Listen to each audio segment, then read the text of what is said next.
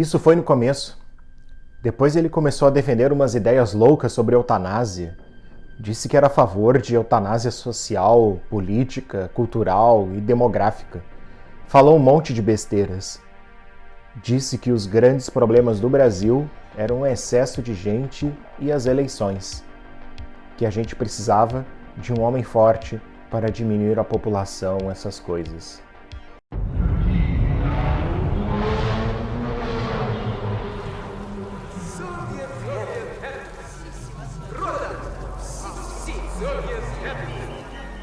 Fala pessoal, aqui estamos de volta com Diário de Anarres. Devidamente retornamos imunizados. Estamos aqui para falar de Tupinipunk. Vocês fazem ideia do que é Tupinipunk?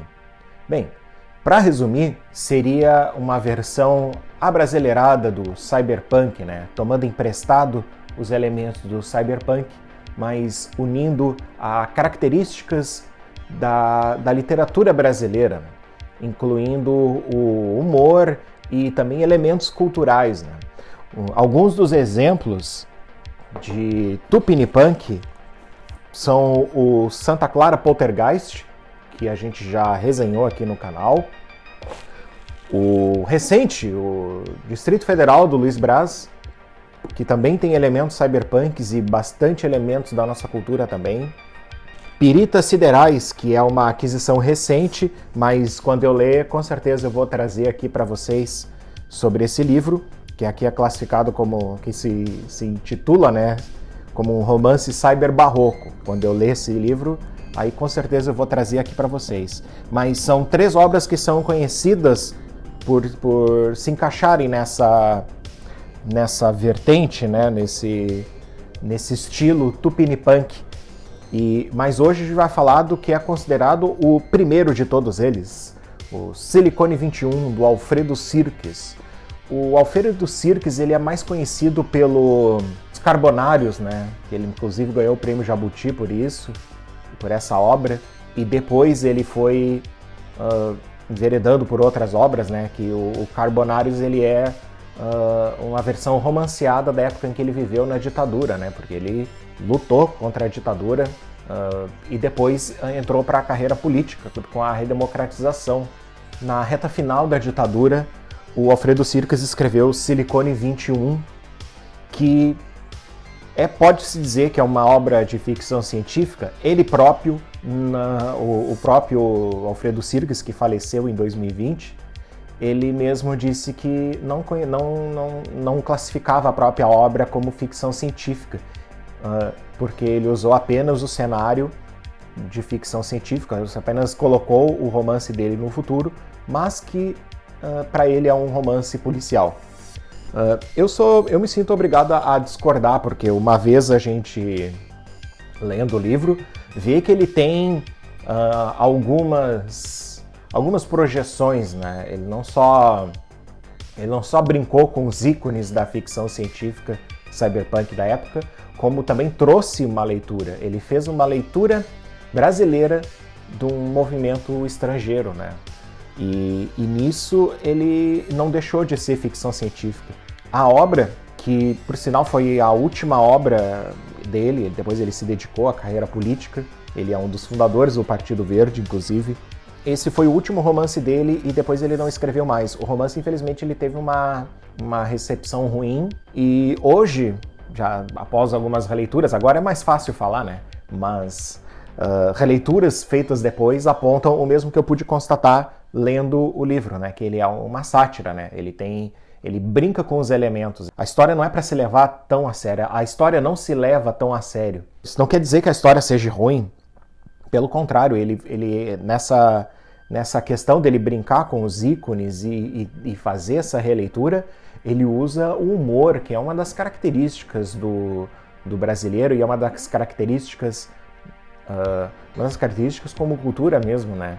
De brincar consigo mesmo, saber brincar consigo mesmo. Bem, como um bom romance policial, a gente acompanha uma investigação de um assassinato, né?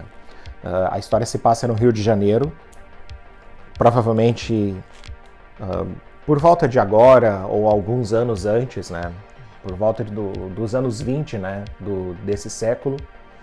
e a gente acompanha o José Balduino, né, que é um investigador da polícia do Rio de Janeiro, que ele está atrás do que é chamado maníaco da pistola L.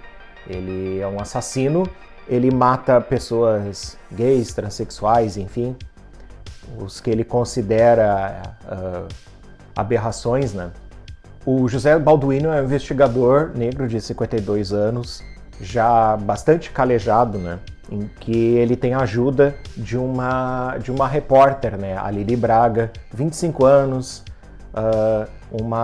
digamos, quase uma precursora da Santa Clara Poltergeist, né? Porque ela é loirinha e liberal, e ela, tipo, representando bastante uma geração pós-ditadura, né? Porque na história, mesmo antes a história que foi escrita antes do fim da ditadura militar no Brasil, ela se passa num cenário em que a ditadura militar acabou faz muito tempo. E só nisso já é digamos, uma especulação que poderia muito bem classificar como uma ficção científica, porque imagina o Brasil depois de bastante tempo sem ditadura militar, uma sombra. E isso faz muito sentido com relação ao próprio vilão, né? O vilão, ele é tão importante que é até difícil falar desse livro sem falar do vilão, porque não demora muito para a gente descobrir quem é o vilão. E a ideia, tanto é que a ideia todo do livro não é a revelação do vilão, ela ocorre inclusive bem cedo no livro, e ele logo se torna uma perseguição, e a gente logo entende o motivo do vilão, né? Porque ele aparece bastante. O vilão, ele se chama Estrôncio Luz, ele é um major reformado que foi meio que expulso do exército e que exige ser chamado de general e tem um plano para acabar. Ele tem planos de eutanásia social, é um belo de um fascista, né? Convenhamos. Né? Bastante saudosista em relação ao tempo glorioso dos militares. Isso lido hoje em 2020, né? A história se passa em 2019 e o romance é de 1985, então o fim da ditadura ainda teria quase 5 anos ainda, e um livro que, façam vocês as conexões, né? Acaba falando muito com depois de uma época depois de mais de 2 décadas de democracia, uma ameaça, um saudosismo tão grande à ditadura, retornando na figura do Estrôncio Luz, que é uma referência a um general da época.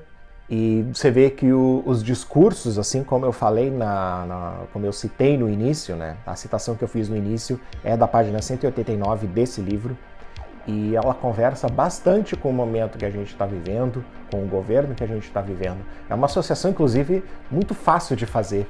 E imaginar, e ter essa visão de imaginar, depois de vários anos de democracia, fazer isso enquanto ainda estava na ditadura, né? Enquanto ainda se vivia uma ditadura militar no Brasil, fazer essa leitura de um saudosismo foi muito perspicaz do Alfredo Sirques, né? Somando a ideia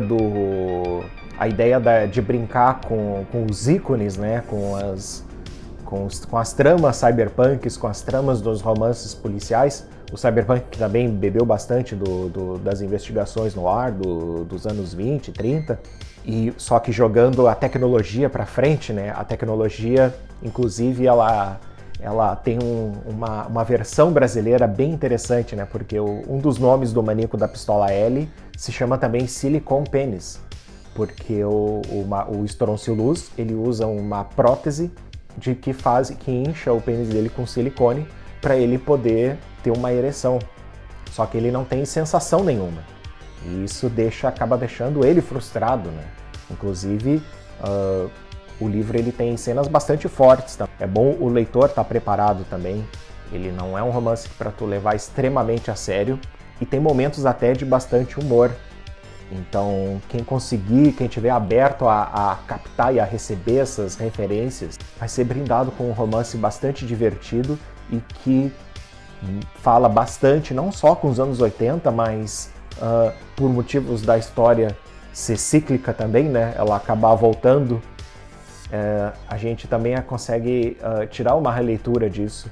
Talvez algo que provavelmente nem era a intenção do Alfredo Sirks. Ele acabou, que nos deixou em 2020, acabou deixando essa leitura para nós. E é um livro que agora está começando a ser redescoberto. Infelizmente, eu não consegui fazer essa leitura. Eu gostaria de fazer essa leitura enquanto ele estivesse vivo, para que eu pudesse, inclusive, discordar pessoalmente dele, né? Poder dizer, não, é ficção científica sim, e é muito bom, e tem que ser relembrado esse livro,